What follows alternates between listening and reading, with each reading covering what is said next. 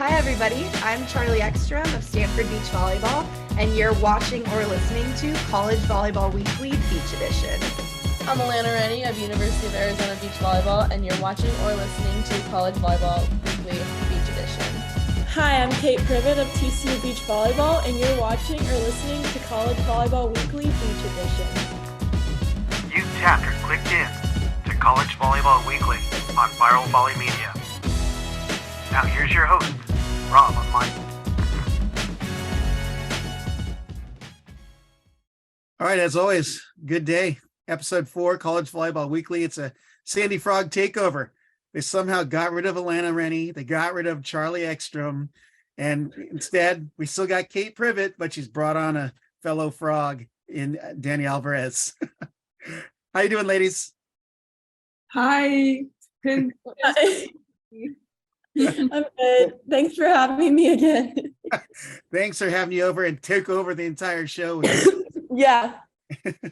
Well, in all honesty, Charlie Ekstrom's on vacation. A much needed vacation for spring break. Take the week off? She's at least gone through tomorrow, from what I understand. Okay, that's awesome. She had a tough loss, so we may or may not talk about it. And then Alana is working tonight. So I understand student athlete, but also worker to help pay the bills. So totally fine, which I totally expect. But hey, it was an exciting week here in week 4. And I'm just going to go top to bottom to top. But some of the results that caught my eye, we'll start with, of course, TCU. Check out this win resume just for last week. Number 2 USC 4-1, number 14 FIU 3-2, tie 14 FAU 5-0, and then Jacksonville 5-0. What is it about your team that's really going right now? And we'll start with you, Dani. Well, I think that's a hard question. So I think like we have like a level like so similar from the fly 5 to the fly 1, and like that makes us like be like good like from the top to bottom. And also I feel like every single girl is like super competitive. So like even though like the things doesn't go well at the beginning, like we ended up like pulling off wins in the third set on like tie sets. So yeah. How about you, Kate? What are your thoughts on the where your TCU team is at from 1 to 5? Actually, even the exhibitions too. Yeah, I agree with Dani.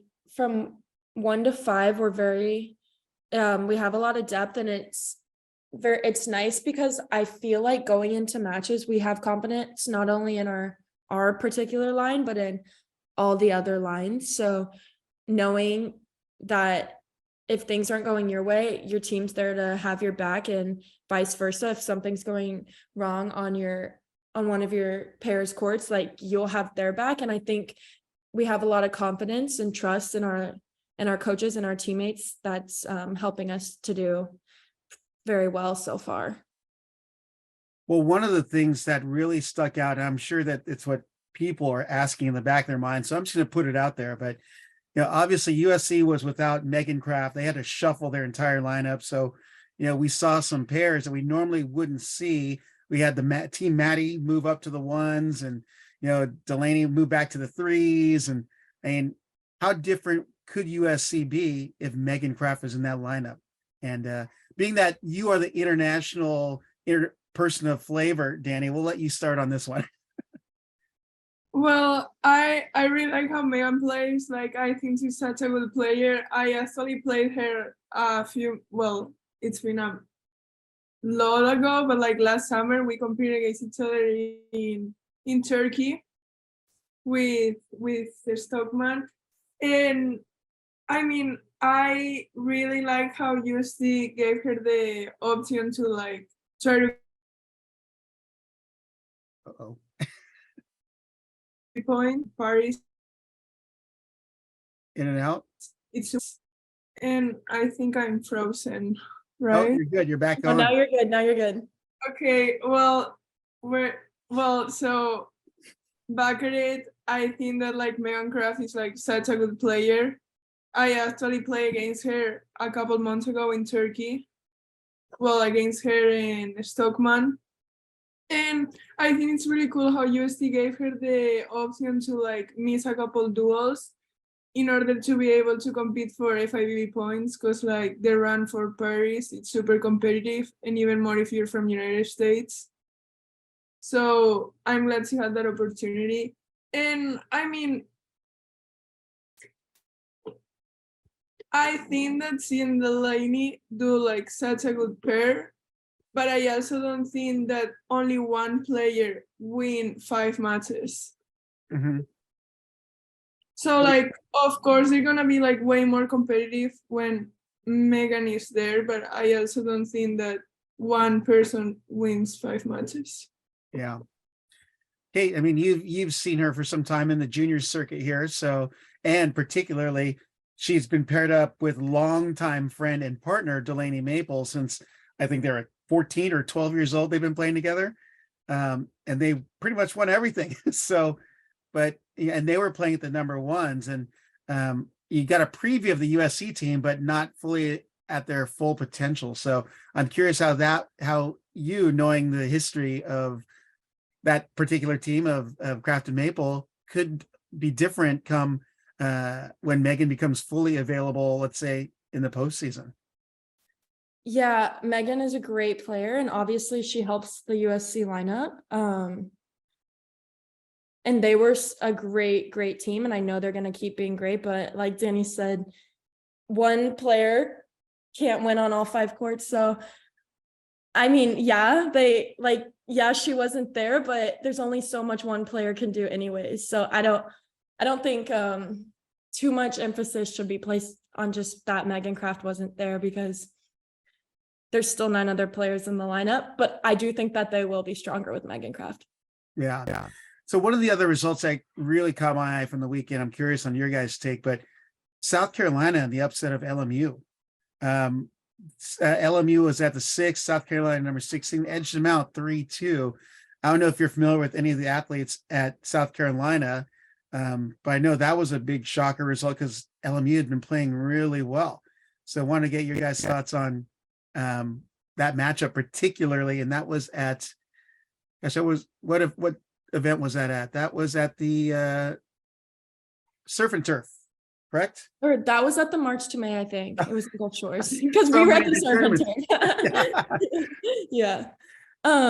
I think that is so crazy. I think that's the biggest upset we've seen this season, and honestly, I think it's one of the biggest upsets we've seen in a long time. South Carolina, number 5, getting upset by somebody much lower. South Carolina is an awesome 16. School. Yeah, 16-5. South Carolina is an awesome school, but I doubt many of us saw that coming. So I think it's really cool to see them edge out LMU, and I think it shows the depth of teams that we have this season in NCAA beach volleyball. So you should always be ready, no matter who you play, ranked, unranked, or even doesn't matter their ranking, teams are coming to win. So yeah.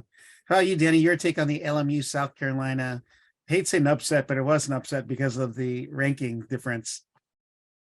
Well, I completely agree with Kate. I mean, I feel like South Carolina is the kind of team that like can upset anybody. Like they've proved that over the past few years. So as Kate said, like it shows how much, like, I think Corpus Christi also upset Arizona. So that shows how much deep like has the rankings, because like they don't really mean anything until the end. And what I think is interesting in the lineup is if you look at the order of finish, which I nerd out on the data like that, is a 4-5-3-2-1. And if you look at the 3 pairs, it was a transfer from LSU, Allison Cones, partnered with Lauren Wilcock, who defeated the number 3 pairs of LMU, and then the decisive duel, who was in there, Skylar Allen and Simone Prevey from Pepperdine, a transfer. So you had some grad student leadership taking the reins in the clutch there. So made for an interesting duel. mm-hmm. And I know that team of Melanie Paul and Vilhelmina Preety of LMU is really good. So I know they had to turn it on in order to beat them in that dual deciding match. So Let's move on here. Another surprising result. I said we'd talk trash on Charlie. I think we will. She had a tight one with her rival school, Cal, and came down to Charlie's match, the number 1 pairs. And I thought it was interesting what Cal did. They moved Ashley Delgado and Ainsley Riddell in the number 1 spot. And Cal ended up taking the 3rd set tiebreak on a miss serve by Charlie. But it's so tight at that, anywhere from 1 to 7, it's pretty stable right now. But anywhere beyond that, it's going to be a dogfight. So as a team of your caliber right now, in the number 1 spot, you have a target on your backs, but how do you stay on the competitive edge knowing these teams are coming after you? And we'll go ahead and start with you, Dani. I'm the kind of person that thinks that the ranking doesn't really matter. Like, well, I first came to TCU, we were almost unranked, and like we proved like little by little how like our ranking didn't really matter. And I mean, right now we are like ranked first for a reason, but like it doesn't really matter if at the end of May we haven't finished the poll that way. So, I mean, I think like every time that we have to step on the court, like we cannot like think that, yes, because we were in TCU in our jerseys, we're gonna win. Like we have to earn it in every month. So, Right, you, Kate. I'm with Dani. The rankings right now, what the most important is come May, and being high in the rankings, that doesn't mean anything. These teams are amazing teams, as we saw. LMU got upset by number 16, so you don't know what's going to happen. And Cal is coming off we play Cal this weekend. They're coming off their win versus Stanford. They're going to be really strong, so we're definitely going to have to bring our A game because they're a great team, and every team we play is strong, and we have to just play our game and stay confident and just know that teams are going to play hard against us. So I think knowing how strong the teams are that we're playing helps us continue to do well. Yeah. Well, I know that. So you were saying that the top of the polls this week have stabilized, but anywhere from 8 on, there was 1 or 2 step movements for a lot of teams. And it's hard to focus on which ones because you had some upsets between, like, let's say Stetson, Long Beach State, or you had FAU, FIU, and then some first time wins for FGCU over FIU. I mean, there's so much shuffling and you just don't know who's going to be coming out and coming for you as the season comes along. I wanted to jump over to and just focus on the 2 tournaments. There are more than the 2 this weekend, but obviously the big one this weekend, or some of the big ones, were the March to May. UCLA swept that entire tournament. Lexi Denneberg and Maggie Boyd played phenomenal, and FSU ended up getting the 2nd place finish with only 1 loss on the weekend. And then the surf and turf, which TCU swept, and USC came in 2nd, but there was a particular shuffling in the lineup that a lot of listeners and viewers, and I don't know if you guys follow Volley Talk, they're like, what happened to Dani and Tanya? Why was Kate Privett playing with Dani? So I'll let you guys come clean here. So, Kate, if you want to start, then I'll let Dani follow up. Dani, you can start. so I mean, I feel like we've been seeing this in every single school. Like, coaches want to try new lineups. Coaches want to see like how people work with each other. And I had the opportunity to play with Kate on Sunday. We played against a really competitive Florida Atlantic team, and like we pull up like a really good win. And I mean, these are the 2s, right? Yes. Okay. At the very beginning, we weren't very like understand each other, but like I think we have it figured out for next weekend. Kate, you gotta get your Spanish up. That's what it is. No, yeah, we hadn't played together much, but we had fun together. And I like playing with Dani, so it was fun to play. And yeah, it's good to just keep other teams on their toes too, because you never know what lineup any team's going to throw out there. So changing up your lineups also helps with scouting. Yeah. It's harder for them to scout you. I throw out here some Spanish like sola, línea, diablo. Vamos. Understood. Yeah. You have to walk around with a cheat sheet on your wrist, Kate. Yeah. Yeah. I know most of them, like Niña. Well, I mean, that's gotta be interesting. Well, then you jump on over to playing with Lena.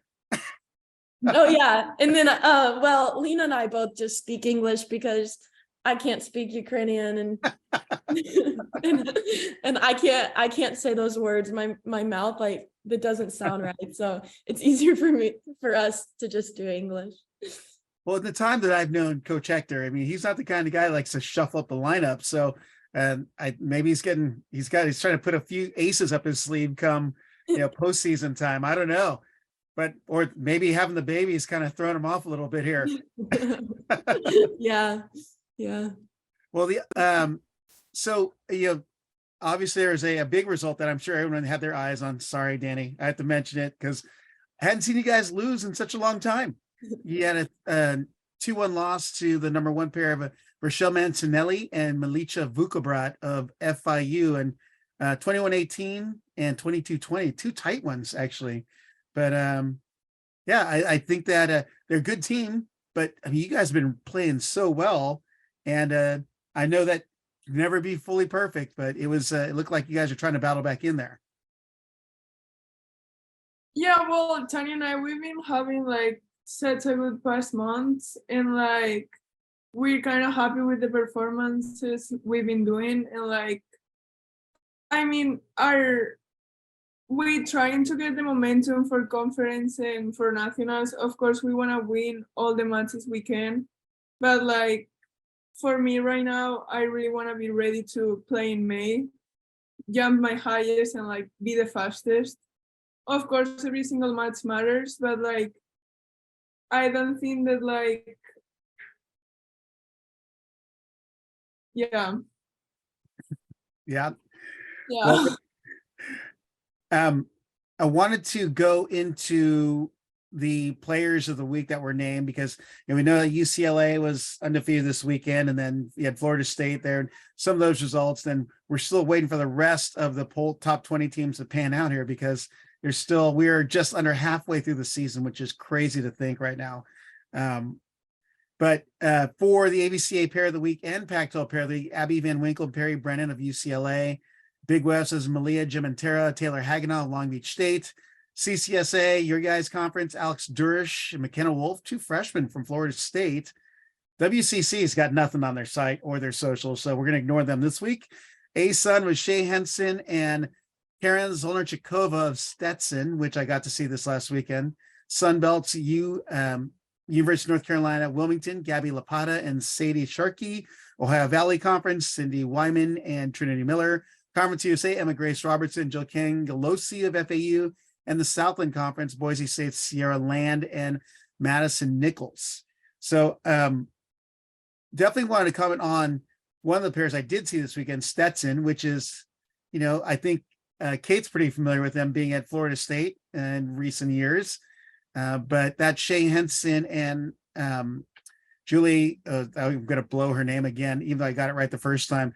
Zolnarchikova were really strong. Defensively, Shay Henson is a great defender, and Zolnarchikova has a really big arm swing. So I think Stetson's going to be hard to knock off in that A-Sun conference this year.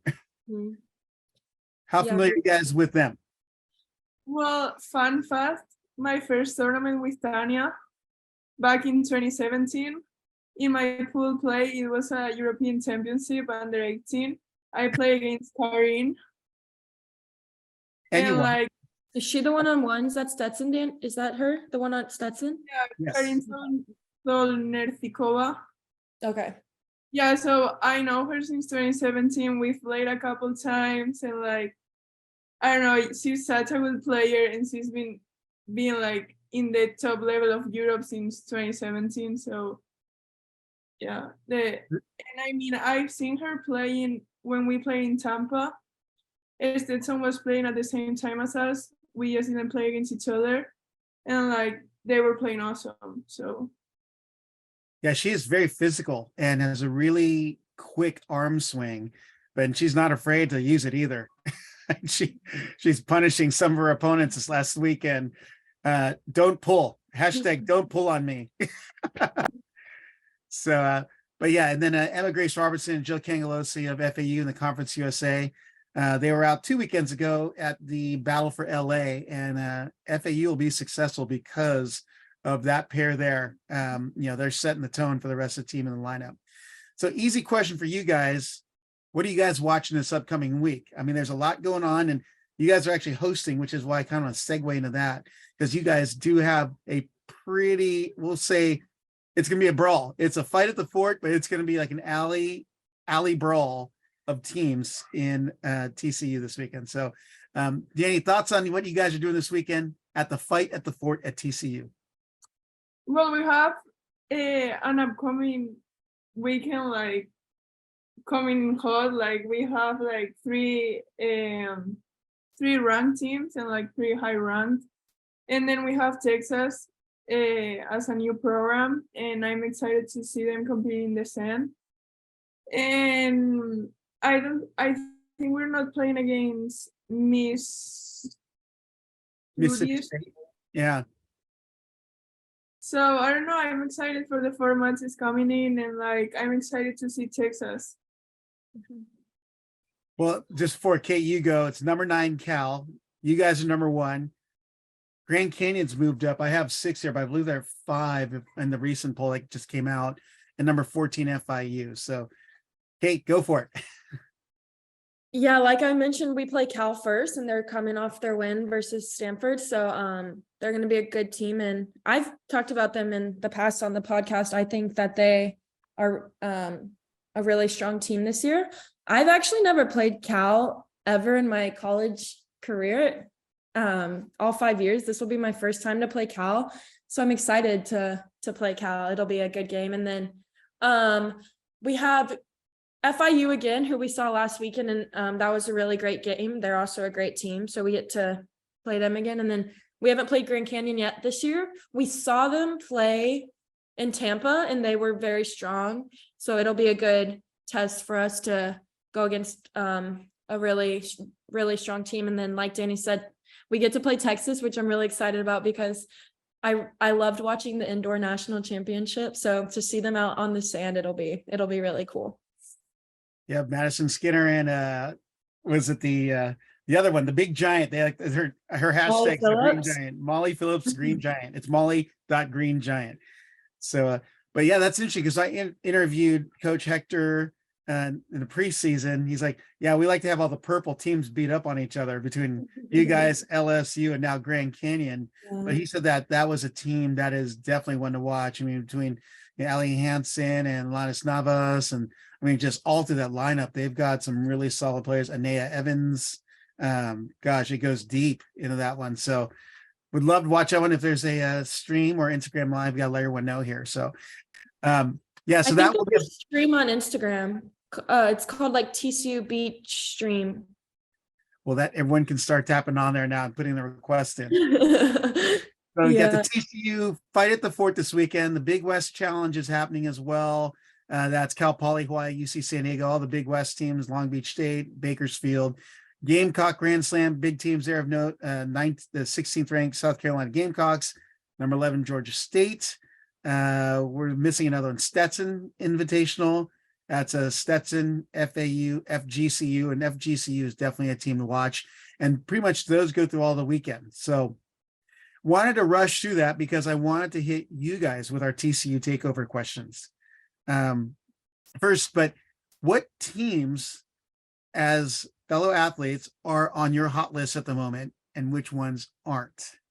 Well, no, let's keep it positive. What are the hot teams in your guys' eyes? And let's start with you, Dani. But like as a team, like as a university, or as a like a pair?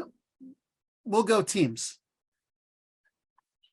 Well, so I mean, I feel like you could probably say any single team that is top 15, top 16 right now, because like you already saw that South Carolina upset LMU, so it's not that like you could take anyone out of that list, because like any upset can happen anytime. So I don't think I could like one. I mean, UCLA has such a good program, and like they got that loss against USC, but after that, like they've been winning all the time, and like I don't know, yeah. All right. How about you, Kate? What is a hot team in your book?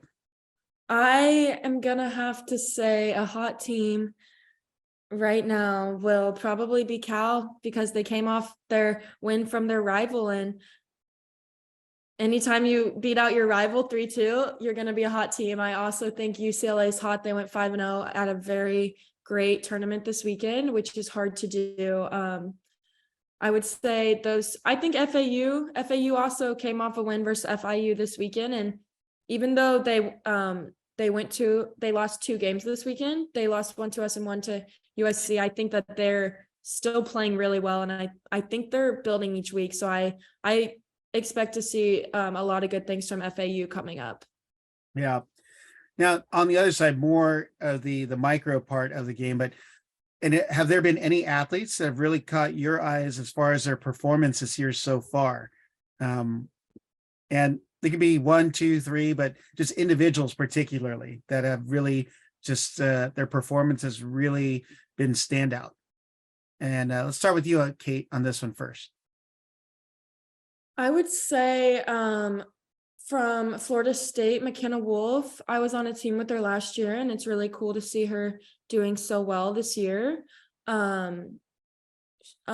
She's been playing the 5s. She's been beating a lot of great teams. So I would say she's been standing out for me, and I really like to see her doing so well this year. So I'd say McKenna Wolf. She's a sophomore from California, but I think she's I think she redshirted last year. I'm not fully sure, but yeah, I think she's listed as a redshirt freshman. Yeah, I was on the team with her last year, but she must have redshirted. So I mean, she has a lot of potential ahead of her, 4 more years. So yeah. How about you, Dani? I want to go with Maddie Boyd. I saw her playing last fall in Manhattan Beach, and like I mean, seeing her playing during the spring is just awesome. I saw her game with Devon Newberry, and like the game that she pulled off, like with all that options and like everything, and like being a freshman in UCLA's ones, and that's amazing. And I also wanna talk about Rochelle in my team. She's been playing the 4s and the 5s, and I'm pretty sure she's undefeated. Like she's been winning a lot these past 2 years, and like having her like practicing with her and everything is just like such an example to look at. Yeah, she's a baller. Rochelle is amazing. And you're referring to Rochelle Scott, correct? Just so our listeners and viewers. Well, while we're in that transition, with you two on the screen, you guys have some milestone moments ready for the program, or just career milestones. For Kate, 100 wins. Congratulations. For Dani, 75 wins, and Rochelle, 80. So you definitely had the winning trio already dropped here. Look at this. It's definitely a TCU takeover right now. Yeah. Accomplishment. Although you got a double spy in the screen, Dani, be careful. He has her Florida State connections. So now I kind of asked this of you when we first came on, but you guys are on an amazing 16 dual winning streak so far in 2023, and you've only lost 5 dual points the entire time out of a possible 50. That's a 900 winning percentage. But what is the atmosphere, the climate like in your team, or in the locker room, so to speak, or on the sand when you guys are together? And Dani, why don't you take a stab, then go over to Kate. Well, I think the connection and like the confidence between all of us has been amazing. I think that Esther and Majo have done an amazing job to like bring all of us together since the beginning of the season. And I think that plays such an important point whenever you're in the court, because like you know that even though you're gonna have a bad, like even though if you have a bad day, you have all your teammates back. And like, I don't know if you've seen any of our matches, but like every single court have like a lot of girls cheering for us. And like, I don't know, I think just like the connection and like the confidence and trust between each other, it's like a key in our team. Yeah. About you, Kate? I agree. It's a very, very positive environment where at practice we push each other, but we remember that we're teammates and we all want each other to succeed and do well. So I think it really helps us to play better too, because you know that your team's behind you. And Hector Majo do a really good job of listening to us and our needs and just really keeping us prepared. And I feel like going into matches, we're just confident. We kind of just focus on our side and control the things we can control. We try not to overthink things. And I think that's been really helpful for us, not to put too much weight on our shoulders. Like, oh, we're playing USC right now, we have to play good. It's not really like that. It's like, we're playing USC. It's like any other team, just go play our game. So I think that's really been good for us this year. Oh, for sure. I think, oh, sorry. Oh, no, go ahead. I think that's like a key part of the NCAA season. Like, there are tons of matches. And I think that compared with other years, our recovery is like changing also. Like, we have our nutritionist every day at practice, making sure that we've been eating or like eating healthy and like drinking water, and like we have our recovery, we have our yoga. And I think that also it's like making a difference compared to the past year. Yeah. Well, this is the other stat that I picked out from your guys' stats, but so you've got Tanya, Maria, Lena, Haley, you, Kate, and Dani, all with over 10 wins in your combined stats at each of the different flights. Are you surprised at the success that each of the flights is experiencing right now, being that you're so diverse with, like, you have some youth in there, you've got graduate transfers like Kate, you've got some mid-level, sophomore, juniors like yourself, Dani, but it seems very diverse within your team's lineup, but you guys are extremely successful. So hard one to think about, but had to ask because it definitely, that's what really, when I was looking at your lineup, I'm like, wow, they are like spread out as far as like the diversity of the team. And then you added the foreign aspect of it too. Yeah, I think it's interesting you mentioned that, because now that I think about it, our only team,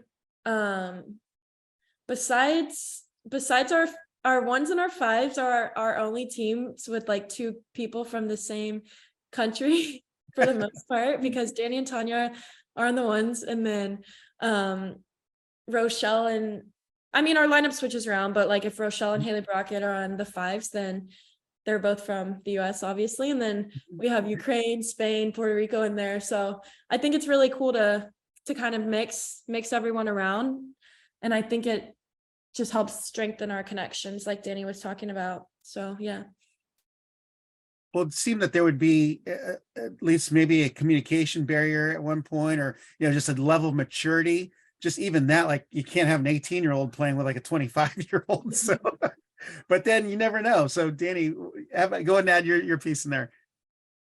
I think like that shows you how like we could like how like you could switch the lineup and we probably will still work. And I think that gives like Esther like an extra point to like trust, like to try to like new things. For example, when we play here at home, our lineup switched like few flights between the first day and the second day against Louisiana State. And I think that being able to do that, or like, I don't know, for example, I was out last year for 9 games, being able to like put another player and you know that they're gonna like be able to do as great as like any other person. I think that like gives you more confidence to like try new things and like Yeah. Well, I mean, I'm sure that Hector and Majo are excited to see what they've got on paper with everyone winning. So they get to shuffle the deck and see how you guys do. Dani, this question is more directed towards you because, we obviously were already talking about Megan Kraft and Olympic qualification for the USA, but what has been, I guess, yours and Tanya's experience and how Hector is working that out with you, because you obviously have Olympic hopes as well. Well, so Tanya and I flew back in February to Qatar. We competed at the Elite 16 there. We didn't make it past the quali. So, but we got a little bit of points through the Olympic run. Then we might fly to Itapema in a couple weeks. So that's exciting. And yeah, from May on, we just try to play as much as we can to try to qualify for the World Championship. Mm-hmm. So we can try to qualify for Paris, because like if we don't make it to the World Champs, then it's gonna be like so hard to get points. So let's see. Is Itapema during the collegiate beach season? I haven't checked on the calendar yet. Like this, our third home tournament. Mm-hmm. I think it conflicts with that, but like it's not 100% sure we're going yet. Like Yeah. Oh, did you go out again? I think she did. Oh, You she dropped did. out on that last bit. You have to repeat that. What? Yeah, you may have to repeat that last like 10 seconds there. It dropped out. Yeah, we don't know yet if we're gonna go there or not. Like we're right now in the quali, but like we don't know if like we're gonna be able to fly there or not. Yeah. I know it could be a Weird. challenge. I know that we were talking because Megan Kraft missed us last weekend and she's missed us next weekend as well. And I mean, they're heading out to some pretty deep competition too. So, but they also have plenty other tough competitions coming up as well. So, hey, I wanted to ask you guys, with the addition of Grand Canyon in the CCSA, and from what I'm understanding, there's not formally like duels against each other. You just play whenever you see each other. And so there's not a head-to-head conference matchup, but what's it like having another team as good as Grand Canyon come into the already powerful conference that hosts South Carolina, that has you guys, that has LSU, has Florida State? I mean, it never doesn't seem like there's going to be any nights off or any days off for you guys. I think it's really cool to have such a tough conference. We yeah, like you mentioned, South Carolina, LSU, Florida State, Grand Canyon, us, 5 ranked teams, which is really cool. And our conference only has 6 teams, so 5 out of 6 are ranked. So like you said, it's going to be a tough conference, but I think that's what makes it so fun, and that's what makes it really cool to see that our conference is hopefully going to get a lot of teams that make it to nationals too. So I think it just brings a lot of good for our conference, and it's great competition. So it makes conference even more desirable, and it makes us want to do even better in conference against all those great teams. Yeah. How are your thoughts, Dani? I agree. I mean, I feel like whenever you have like a really, really tight game and then you pull it off and like you win, you get like that extra satisfaction. And I think it's the same with our conference. They're really, really, really good teams, and like the one that's gonna get like the conference title is gonna have to battle a lot, and like that's great because like that makes us stronger in order to go to nationals too. So Yeah. Well, final question for you guys, because there was a recent change in format for the national championship. It's going to a 16-team tournament, single elimination. So you're going to have, there's 8 conferences, so 8 auto berths and 8 at-larges. If you don't win your conference tournament, gosh, that's going to be hard to get all the teams in the CCSA in that are ranked in the top 20 into that tournament, because there's only 8 at-large. Well, you got the auto, so 5 more spots available. We'll say technically for the East Coast if they decide to divide it evenly between the coasts. So you guys have to play hard all the way through. Does that add additional pressure for you guys as competitors and athletes? Or is that not even talked about? You just play the game. That's a good question. We haven't really talked about that. Sorry to bring it up. I think during conference, I don't think we'll be thinking about NCAA bids. I think we'll just be thinking about conference. But we also haven't really thought too much about conference right now because we have important duels every weekend. So I think that's like our mindset is just worry about the duel that we have coming up. But yeah, I don't know what's gonna happen when when it comes down to it. How about you, Dan? Any thoughts on that? I think same as Kate, like literally step by step and like weekend by weekend, and then like conference will arise, and like our main goal of course is like winning the conference title for the first time for TCU, and then like nothing else will come, and like same thing. So I think like right now we have to focus on like the matches we have on Friday and Saturday, and like keep that a little bit in mind. Yeah, well, I know you focus on one match on Saturday, and it's the last one. TCU, GCU. That's the 11 a.m. your time, nice and early here on the West Coast. So I'll be definitely dialing in there. Well, hey, I wanted to thank Dani Alvarez for jumping on with Kate Privett for our TCU takeover of College Volleyball Weekly, episode 4. It's getting even more exciting as we get into, well, crazy, near the halfway point, but appreciate your time, ladies. And I look forward to seeing you on the sand and Kate next week. Thanks for listening to College Volleyball Weekly. Be sure to follow Rob Aspero at the Rob on the Mic on Instagram and at Rob on the Mic on Twitter.